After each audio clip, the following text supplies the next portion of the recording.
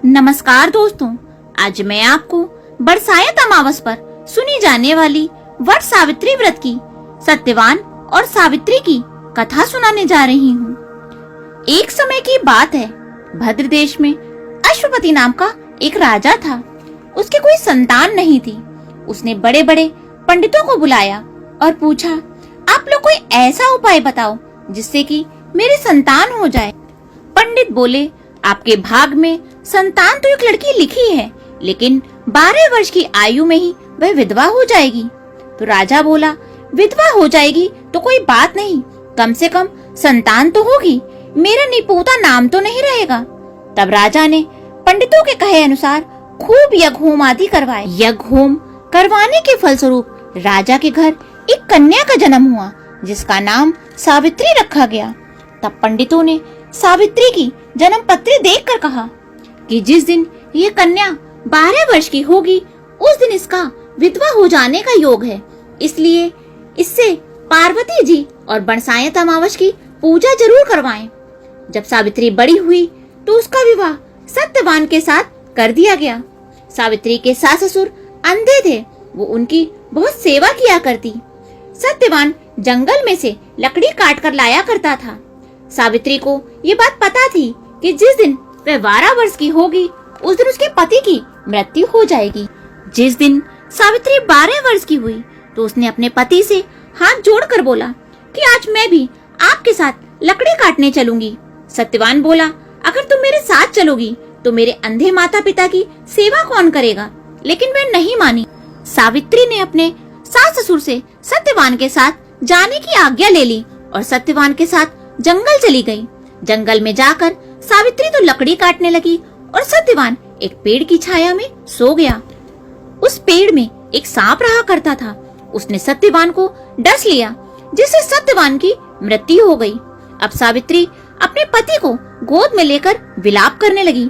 संयोगवश उसी समय शंकर जी और पार्वती जी वहाँ से गुजर रहे थे, तो सावित्री ने उनके पैर पकड़ लिए और रोते हुए बोली कि मेरे पति के प्राण वापस कर दो प्रभु। शंकर जी बोले कि आज बरसायत अमावस है, अगर तू पूरी विधि और श्रद्धा से बड़ के पेड़ की पूजा करेगी तो तेरा पति अवश्य जिंदा हो जाएगा। तब सावित्री ने खूब प्रेम से बड़ की पूजा करी और पत्ते के गहने बनाकर पहने। पत्ते के गहने पहनते ही हीरे मोती के हो गए। इतने में धर्मराज वहाँ आ गए और उसके पति को ले जाने लगे। तब सावित्री ने उनके पैर पकड़ लिए और उनसे अपने पति के जीवन की भीख मांगने लगी। धर्मराज बोले कि मैं तेरे पति को तो वापस जिंदा नहीं कर सकता, लेकिन उसके बदले में तुम मुझसे 3 वरदान मांग ले। सावित्री बोली कि मेरे माँ बाप के कोई पुत्र नहीं है, उनके एक पुत्र हो जाए। तो धर्मराज बोले, तथास्तु। तब वह बोली कि मेरे सास ससुर की आंखें नहीं हैं, उनको आंखें मिल जाएं। धर्मराज फिर बोले, तथास्तु। आखिरी में वह बोली, मुझे सत्यवान के साथ 100 पुत्र हो जाएं। और धर्मराज बोले, तथास्तु। इसके बाद धर्मराज सत्यवान को ले जाने लगे। तो सावित्री बोली कि हे महाराज, अगर आप मेरे पति को ही ले जाएंगे तो मुझे 100 पुत्र कैसे होंगे? तब धर्मराज ने कहा, हे सती, तेरे भाग में सुहाग तो नहीं था, लेकिन बरसायत अमावस और पार्वती जी की पूजा करने से तुझे तेरा सुहाग वापस मिल गया। उसके बाद राजा ने पूरे नगर में ढिंडोरा पिटवा दिया कि बरसायत अमावस को बड़ की पूजा करने से सुहाग अमर हो जाता है। हे भगवान, जैसे बरसायत अमावस ने सावित्री को सुहाग दिया, वैसे ही सबको देना। इस कहानी को कहने वाले, सुनने वाले और सारे परिवार को देना, हमें भी देना। बोलो शंकर भगवान माता पार्वती की जय। इसके बाद विनायक जी की कथा। एक बार विनायक जी महाराज एक चुटकी में चावल और एक चम्मच में दूध लेकर घूम रहे थे और कह रहे थे कि कोई मेरी खीर बना दो, पर किसी ने उनकी बात पर ध्यान नहीं दिया। एक बुढ़िया माई ने देखा तो बोली, ला मैं खीर बना दूं। वो एक कटोरी लेकर आई। तब विनायक जी बोले, अरे बुढ़िया माई, कटोरी क्या लाई है, बड़ा सा भगोना लाकर चढ़ा। तो बुढ़िया माई बोली, इतने बड़े भगोने का क्या करोगे, ये कटोरी ही बहुत है।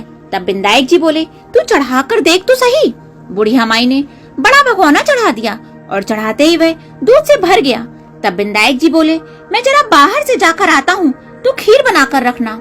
खीर बनकर तैयार हो गई, लेकिन विनायक जी महाराज आए नहीं।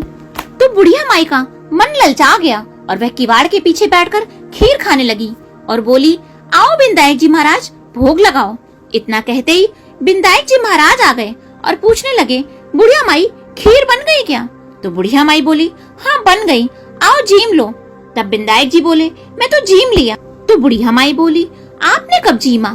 तो विनायक जी बोला, जब तू खाने बैठी थी और तूने भोग लगाया, मैं तो तभी जीम लिया। तब बुढ़िया माई बोली, हे महाराज, तुमने मेरा तो पर्दाफाश कर दिया, लेकिन किसी और का पर्दाफाश मत करना। तब विनायक जी ने उसके घर में अन्न धन का अटूट भंडार भर दिया। हे विनायक जी महाराज, जैसा उस बुढ़िया माई को दिया वैसे सबको देना। इस कहानी को कहने वाले, सुनने वाले, हुंकारा भरने वाले और पूरे परिवार को देना और साथ में मुझे भी देना। बोलो गणेश जी महाराज की जय।